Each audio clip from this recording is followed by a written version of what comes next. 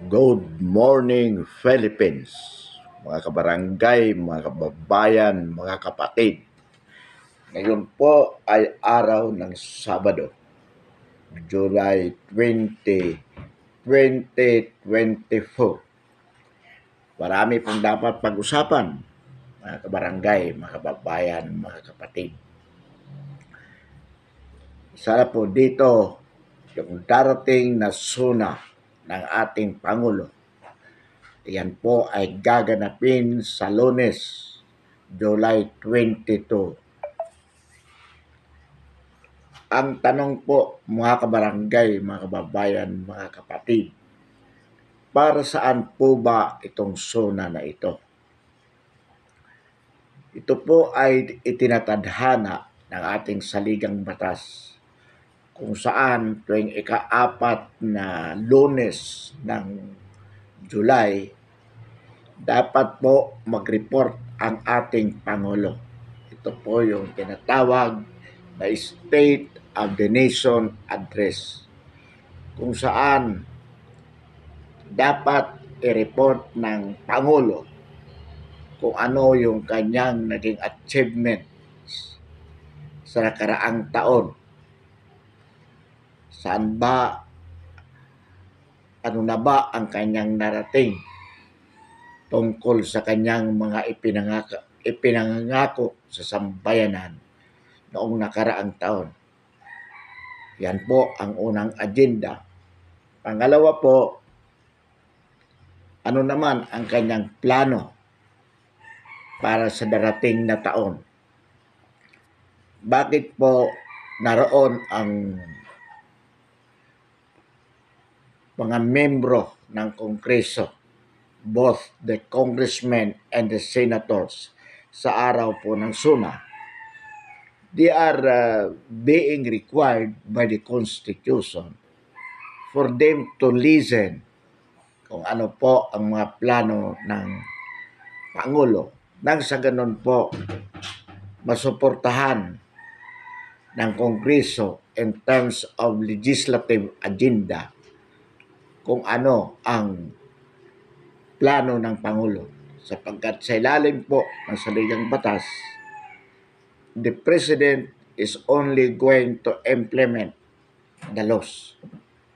So kung ano man ang plano niya para sa sambayan ng Pilipino, dapat po yan may suporta ng mga legislations o mga batas.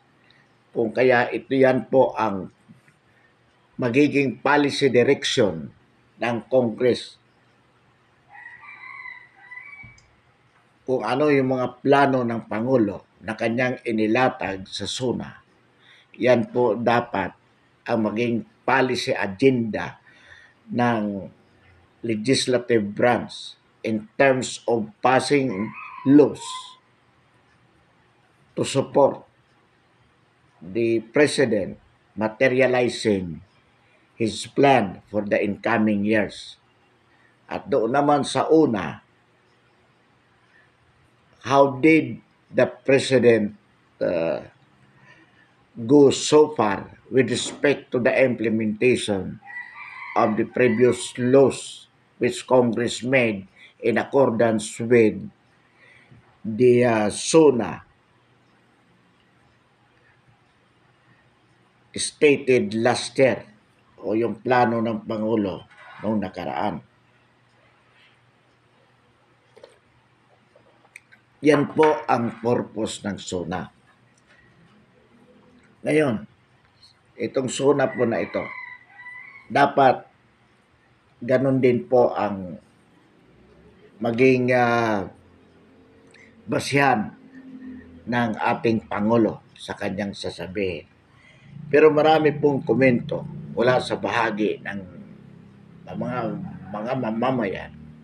Ang sabi kanila, ang SONA ng ating Pangulo ngayon,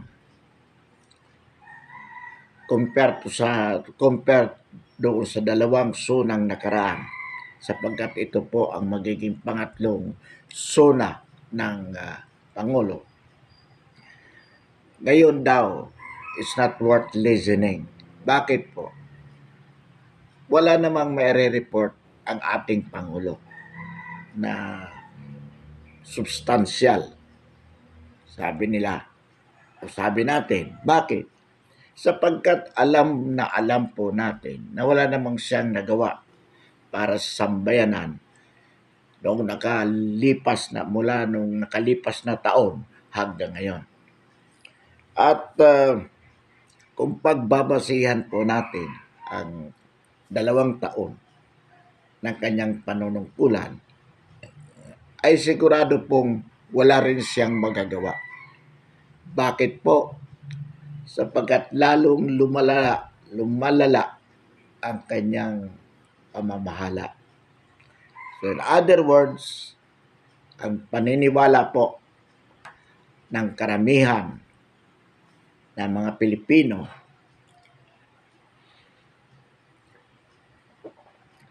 it is not worth listening to. Ang nakakalungkot po, mga kabarangay, mga kababayan, mga kapatid, sa kabila na tila baga walang kwentang SONA, ayon po sa balita, gumastos o gagastos ang lower house bilang host ng nabanggit na event ng 20 million pesos just for accommodation. Imagine po, 20 million pesos just for accommodation. Bakit accommodation lamang? Sapagkat yung security,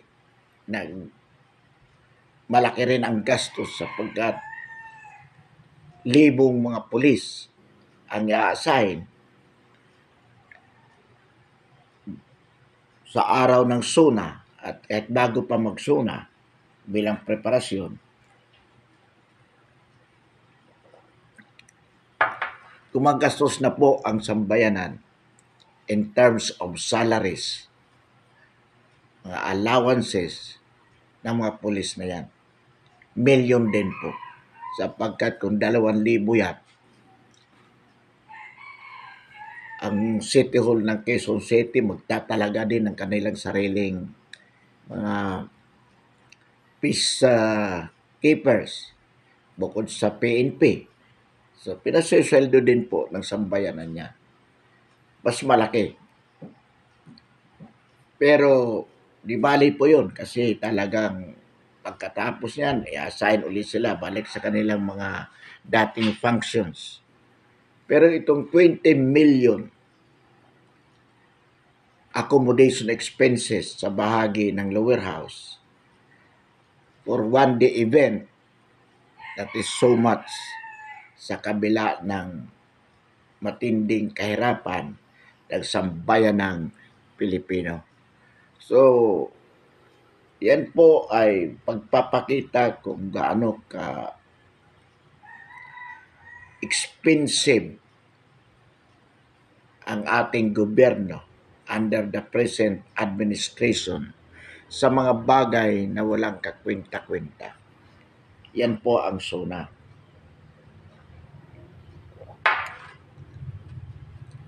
Ngayon po, mga kabarangay, mga kababayan, mga kapatid, mayroon din pong gaganapin na People's SONA. Ano naman ito? Ito po yung pinapangunahan ng mga maisog organizers kung saan the people demand for the resignation of the president. Dito po sa mga rallies na ito, sinasabi ang kapalpakan ng ating gobyerno, ang kapalpakan mismo ng ating Pangulo. Dahilan kung bakit hinihingi ng sambayan ng Pilipino ang kanyang agarang pagbibitiw. Sa ating mga nakaraang vlog, mga kababayan, mga kapatid, mga kabarangay, matagal na pong sinasabi natin paulit-ulit na ang araw po ng SONA and that is on Monday, ang araw na dapat mapatalsik ang ating Pangulo kung siya po ay hindi kusang magbibitiw. Bakit po? Sapagkat ang sabi nga natin, we can no longer allow the President to stay for another day in Malacanang.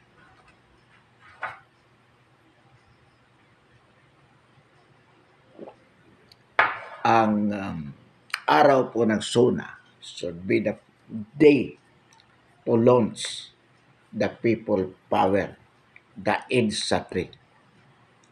Kaya po ang ating panawagan sa ating mga kababayan, lalo na po yung narito sa Metro Manila at sa lahat ng syudad ng sa Pilipinas, magtipon-tipon po tayo upang ipakita sa kasalukuyang administration, ipakita sa ating Pangulo at sa kanyang pamilya na ayaw na ng mga Pilipino na manatili pa sila sa Malacanang. Mga kabarangay, mga kababayan, mga kapatid, mayroon pong panawagan sa araw na ito na magkaroon ng malakihang rally upang bilang simula ng people power. Nananawagan po tayo sa ating mga kababayan na makiisa po. Kailangan ang physical na presensya ng sambayanang Pilipino katulad po na nangyari noong EDSA 1, EDSA 2. Gawin po natin ngayong EDSA 3. Kailangan po patalsik ang ating Pangulo sa araw ng kanyang SONA. At ang rally po na gaganapin ngayon ng Maisog, yan po ay simula ng pagtitipon ng sambayanang Pilipino.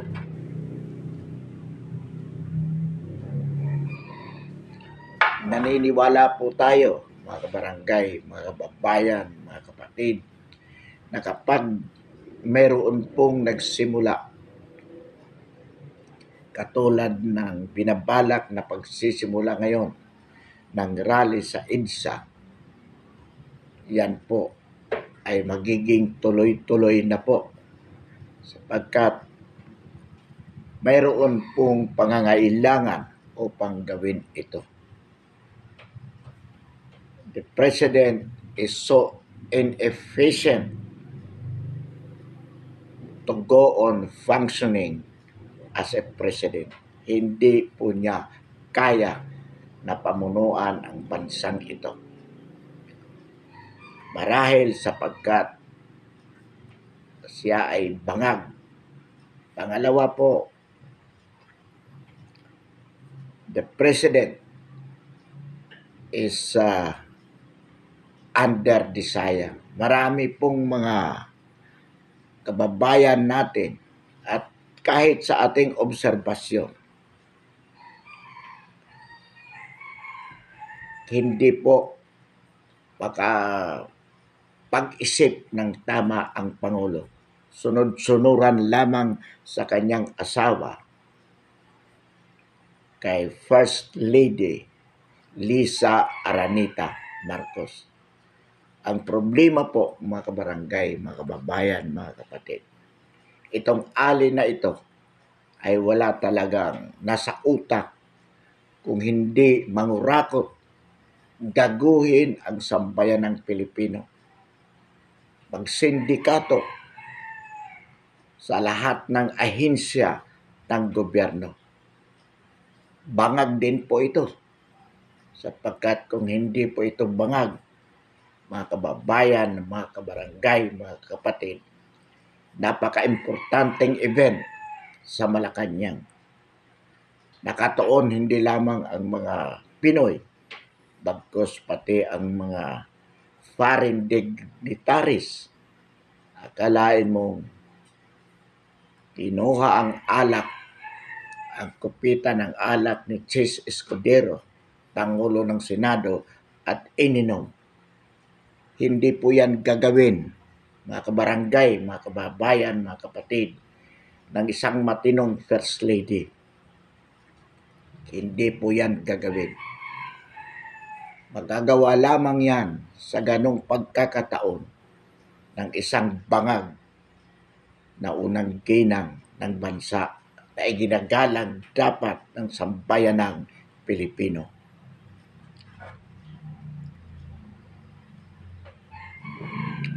Hindi po personal yan sapagkat official functions yan ng Pangulo. At bilang First Lady, naroon siya, naroon ang mga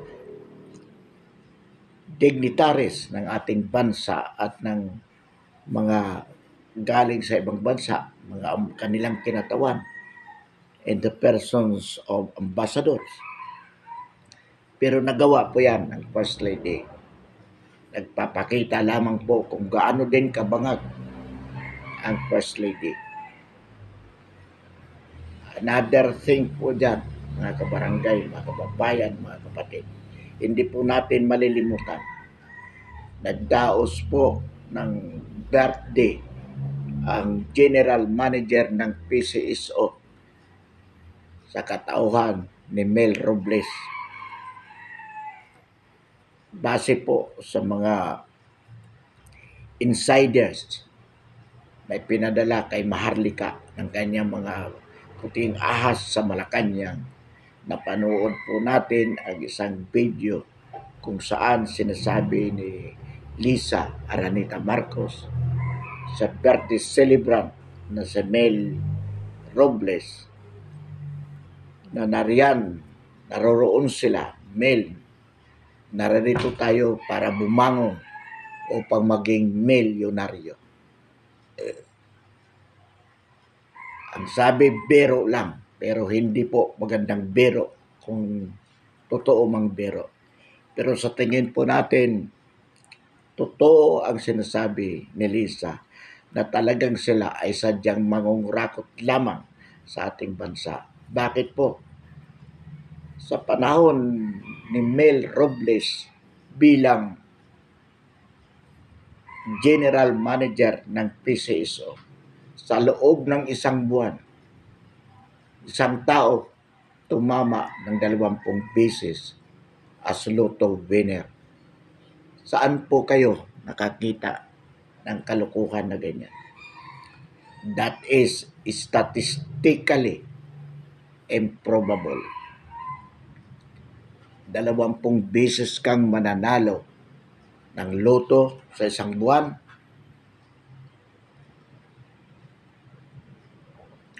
Kalukuhan po, mga kabarangay, mga kababayan, mga kapatid. Ang presyo po ng bigas, ipinangako ng ating Pangulo 20 pesos per kilo. Ngayon po ang bigas ay 80 pesos bawat kilo. Ang medyo magandang quality. Pag pangit na quality o hindi maganda, 70 or 60. Napakalayo mula doon sa 20 pesos na ipinangako ng ating Pangulo nung siya ay nangungumpanya pa lamang. Yung iba't ibang bilihin, hindi po bumababa. Higit lalo po na tumataas. At walang ginagawa ang kasalukuyang Pangulo kung hindi magpunta sa ibang bansa kasama ang kanyang pamilya at ang kanyang mga kaibigan. Gumagastos po ng milyon-milyon, bilyon sa kanilang pamamasyal. Halos buwan-buwan o minsan 2 beses sa isang buwan. Sa halip na tingnan kung ano ang problema ng sambayanang Pilipino at lapatan ng agarang solusyon, ang ating Pangulo ay nagliliwaliw sa buong mundo.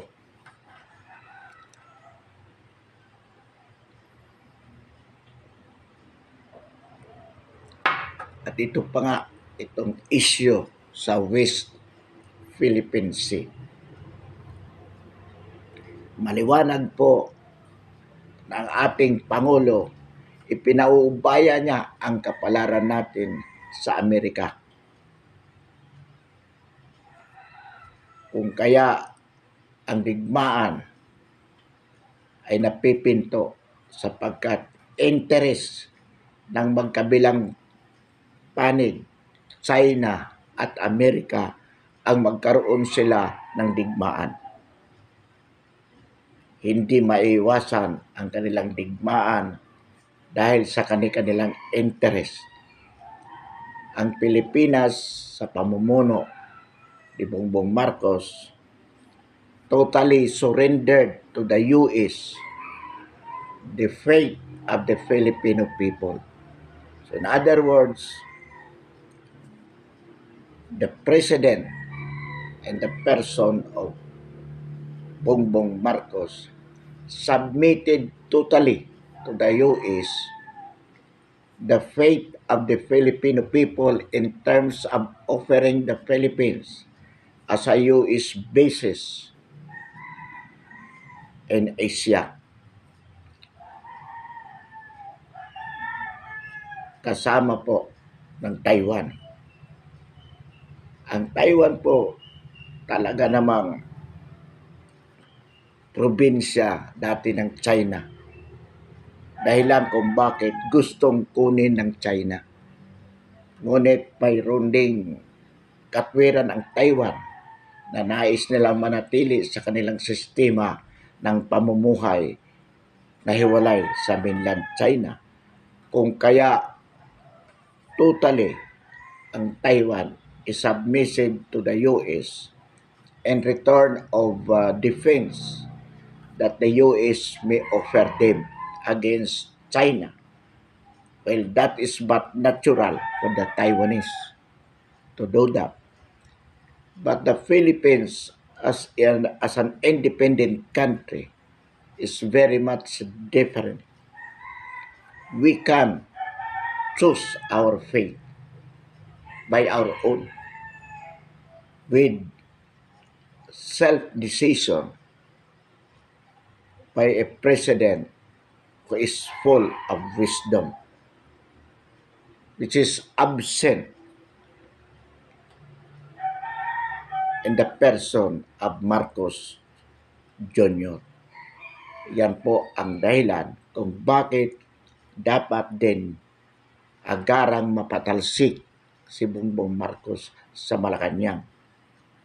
Sapagkat besides from the worsening poverty situation in the country, we are also being exposed to danger of war at the soonest. Ang nakakalungkot po dito mga kabarangay, mga kababayan, mga kapatid, pilit na itinatago ng kasalukuyang administrasyon ang katotohanan ito mula sa sambayanang Pilipino, so that the people do not know what really is happening regarding the matter. Ano ba talaga ang actual na sitwasyon? Hindi po natin alam because it is being hidden from us. So, hindi po tayo nakakapaghanda, hindi po tayo nakakapag-react in terms of ano ba ang dapat gawin natin. Wala po. Itong mga informations na ito ay naglilik lamang dito sa social media. Kaya napakaswerte po natin mga kabarangay, mga kababayan, mga kapatid, that we have this social media technology. as the only means for us to know what are really happening in the country. Sapagkat yung mga mainstream media po are under control by the government. Hindi po sila makapaglabas ng ganitong mga informasyon sa takot na ipasarap po sila.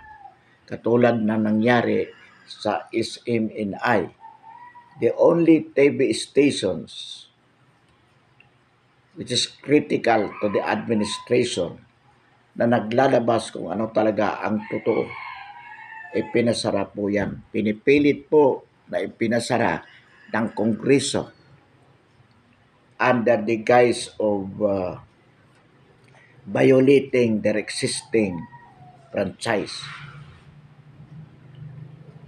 So, as of now, wala po tayong maasahan na isang mainstream media na magpapalabas na kung ano talaga ang totoo, unless otherwise allowed to do so by the government. So we are fully dependent upon the social media kung ano talaga.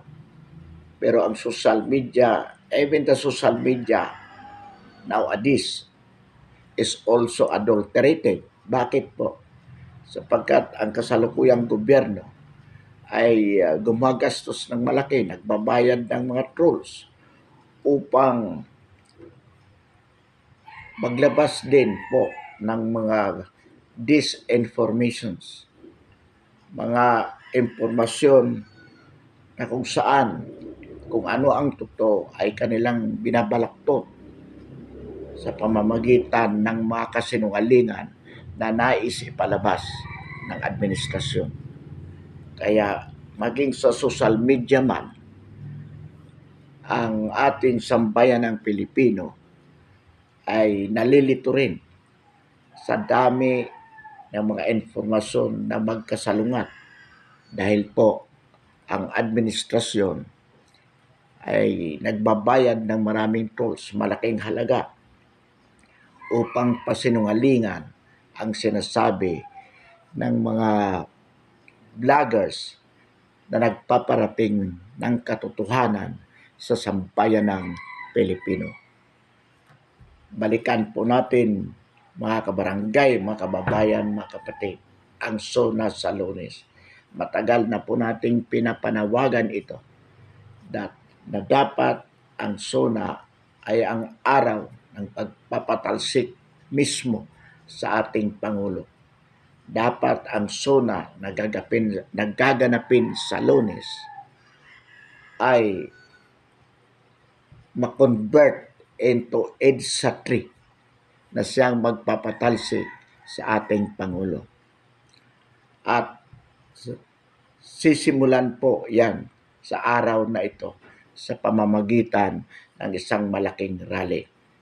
By average po, ang EDSA 1, EDSA 2 nagaganap sa loob ng 3 araw.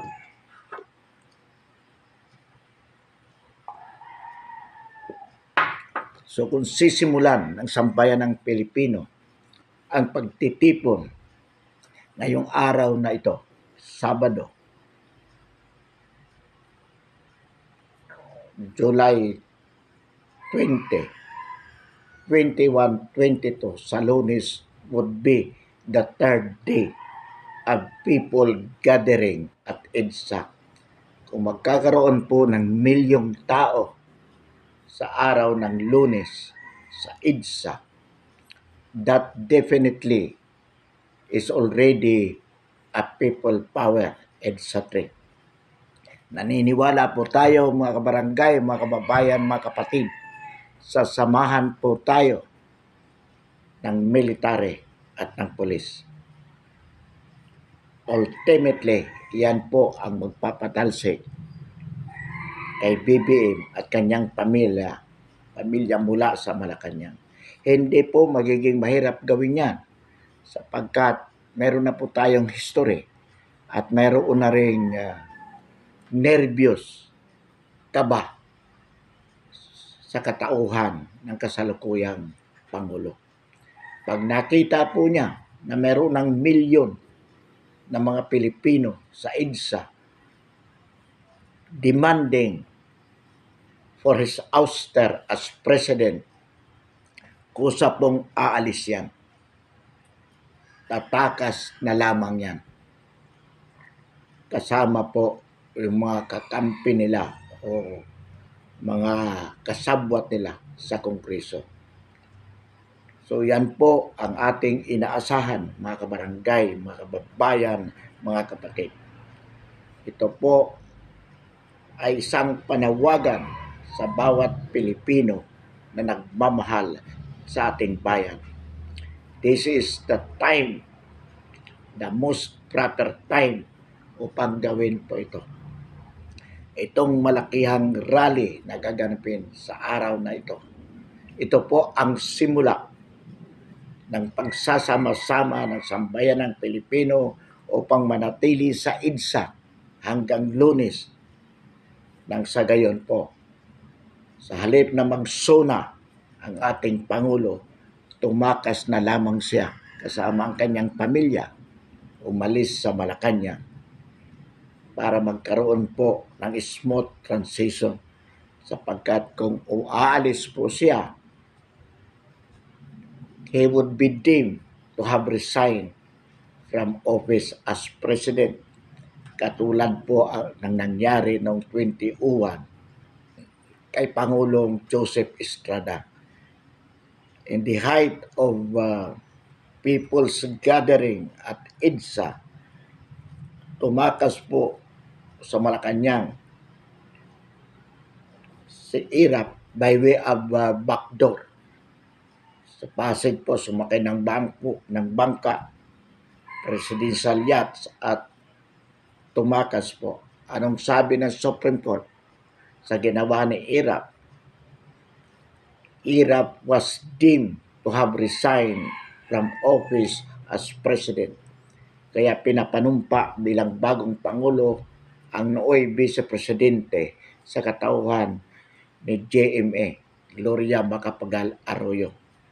Ngayon po, mga kabarangay, mga kababayan, mga kapatid, pag nakita po ni PBBM na mayroong 1,000,000, 3 araw na nanatili sa EDSA, hindi umaalis, at sinamahan na ng mga matataas na opisyal ng Armed Forces at ng PNP, tatakas po, sasakay ng helicopter si PBBM kasama si Lisa Araneta Marcos. At iyan po ang pagtatapos ng kanyang panunungkulan bilang Pangulo. Definitely, following the case of Irap, he would be considered to have resigned from office. And Sara Duterte as a vice president will take her oath of office, replacing PBBM. At ito po yung ating hinihingi na kahilingan, o ito yung ating kahilingan na mangyari, sapagkat naniniwala po tayo, mga kabarangay, mga kababayan, mga kapatid, na mas mapapaganda ang ating bansa with Sara Duterte as president compare to PBBM. Mayroon pa po tayong 4 na taon na pagdurusa sa piling ni PBBM kung hindi po ito mapapatalsik mula sa Malacanang. Katulad po ng sinasabi natin paulit-ulit, this is the most proper time for the Filipino people to oust the president. May rally po nagaganapin ngayong araw na ito. Ang atin pong panawagan sa lahat ng mga Pilipino na nagmamahal sa bayan, makiisa po. Physically, in terms of going there, kung kaya din lamang po natin pumunta na po tayo, ipakita yung ating pag-ayaw sa kasalukuyang Pangulo. Manatili po tayo doon. Marami pong susuporta sa atin. mula sa ating mga kababayan, mga sibilyan, mga military at kapulisan. Sigurado po yan, mga kababayan, mga kabarangay, mga kapatid. Bakit po? Sapagkat marami na po talaga ang kumbinsido. Katulad ng yan nangyari ng EDSA to, marami ang nakumbinsi na hindi kaya ni Iraq na pamahalaan ang Pilipinas. Kaya po, nagkaroon ng EDSA to. Sa ngayon po, definitely, we are pretty sure that the President can no longer manage this country wisely. Huwag na po tayong pabubula. Yung kanyang speech na babasahin sa Lunes, magagandang pakinggan sapagkat gawa ng kanyang speech maker na binabayaran ng malaking halaga. Kaya maganda po ang sasabihin, pero malayo po sa katotohanan. Tiyak na pambubula lamang sa sambayan ng Pilipino. Ang ipinagmamalaki po, mga kabarangay, mga kababayan, mga kapatid, ng kasalukuyang administration ay yung mga ayuda na ipinamimigay nito di umano. 3,000, 5,000, 10,000 sa mga magsasaka, sa mangingisda, sa mga mahihirap nating kababayan. Yan lamang ang kanilang achievement for 2 years. Ang tanong po, tama po ba itong ayuda na ito? Hindi po.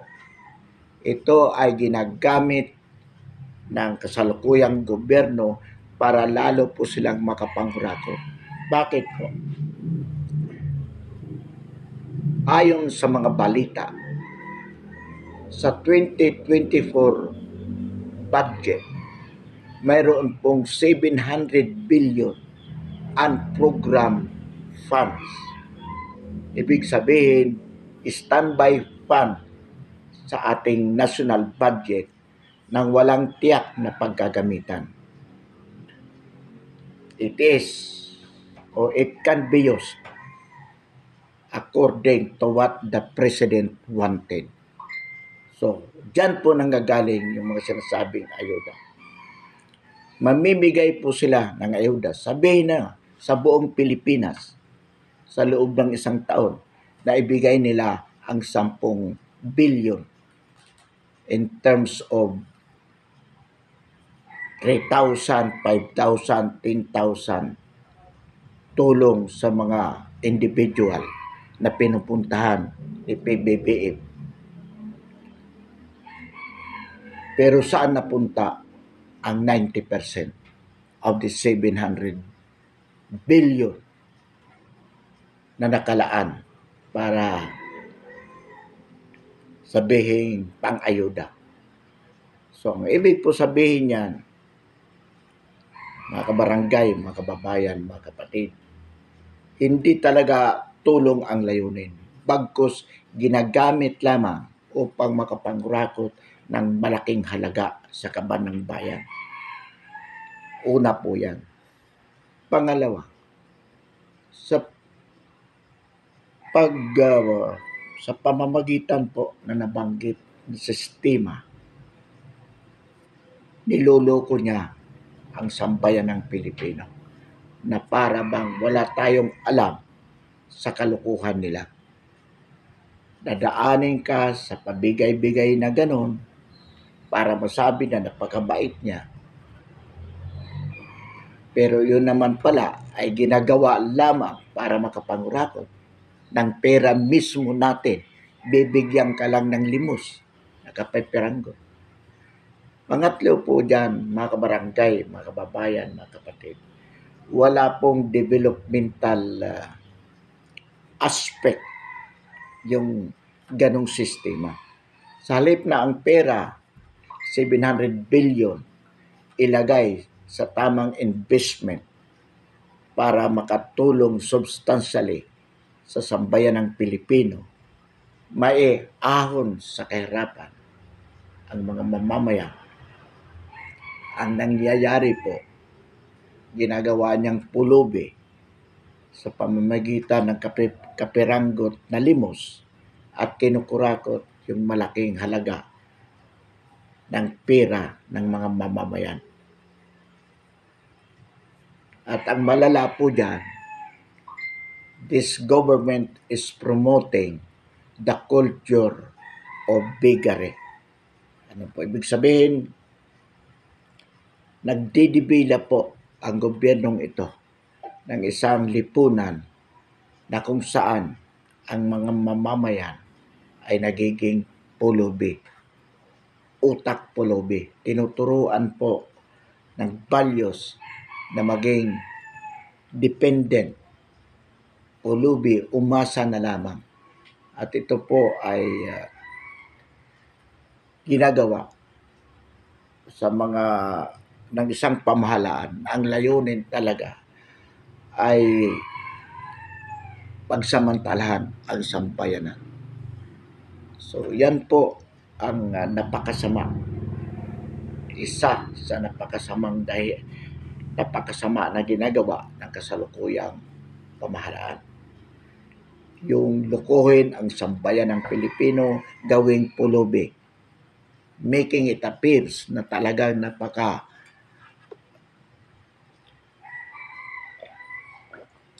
maunawain at matulungin ang kasalukuyang gobyerno, ang kasalukuyang Pangulo.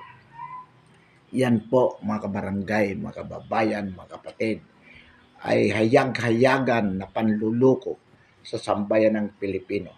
And we cannot afford for the President to do it any longer. No. Hindi po tayo papayag sa mga ganitong uri ng panluloko ng kasalukuyang Pangulo.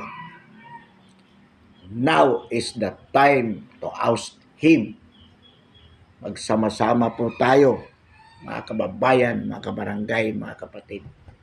Panawagan po ito sa lahat ng mamamayan. Magtipon-tipon po tayo, ilungsad po natin kung saan man kayo naroroon sa mga syudad. Magtipon-tipon po at hilingin sa ating Pangulo na kusa siyang magbitiw sa pamahalaan bilang Pangulo ng Pilipinas. Dito po sa Manila, tinatawagan po natin ang ating mga kababayan, lalo na yung mga malalapit na lugar. Magtipon po tayo sa EDSA simula po sa araw na ito. At huwag po tayong alis, palit-palitan po tayo katulad ng ginawa ng EDSA 1 at EDSA 2. Palit-palitan po. Huwag hayaan na kumonte ang tao dyan po sa EDSA. Ang symbolic place kung saan ginagawa ang EDSA 1, kung saan naganap ang EDSA 1 at EDSA 2 ay yung EDSA Shrine. So, yan po din ang pinaka tamang lugar para magtipon-tipon ang sambayan ng Pilipino 3 araw hanggang sa araw ng Lunes. Tama po yung Sabado, Linggo, Lunes. At pagdating po ng Lunes, mayroong milyong tao sa EDSA, mayroong mga opisyal ng Armed Forces at ang PNP na pumunta sa EDSA. Sa halip na pumunta ng Batasan si Bongbong Marcos para mag-deliver ng kanyang sona, aalis na lamang po yan, pupunta ng Hawaii o kung saan man. So tingin po natin, mayroon na po talagang alternative places na napili kung saan sila tatakas kung sakaling mangyari ang sinasabi natin. Gagawin po nila yan. May plano na yan. Sabi nga ng mga insiders, ng mga puting ahas ni Maharlika, naghahanda na ang first family sa kanilang pagtakas.